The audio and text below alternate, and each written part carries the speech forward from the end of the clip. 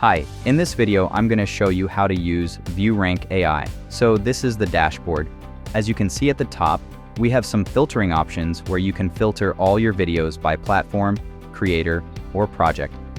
And in the top right corner, there's an import button where you can manually import videos by adding a link to an Instagram, YouTube, or TikTok video. You can also use the ViewRank extension to import videos. To bulk import as many videos as you want, just select the number of videos and click ViewRank. It'll send all of them straight to the dashboard.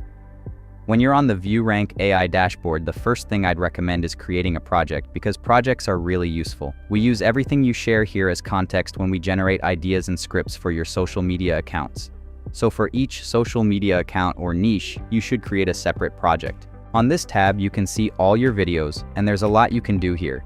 For example, if I open a video, you can see the transcription and play the video. You can also generate ideas for your project. If you select a project when generating ideas or a script, the recommendations will be based on that project's context or your niche. And on the script tab, you can also select the ideas you generated earlier.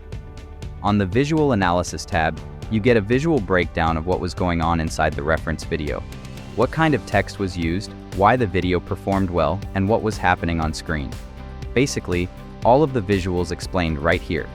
So this is really useful for anyone who wants to understand why a video performed so well and what was going on inside it. That's exactly what the visual analysis is for. And on the individual tabs, you can see everything you've saved: transcriptions, ideas, scripts, and visual analyses. You can filter them, and you can also generate new ones directly from any of these tabs. So that's it. Thank you so much.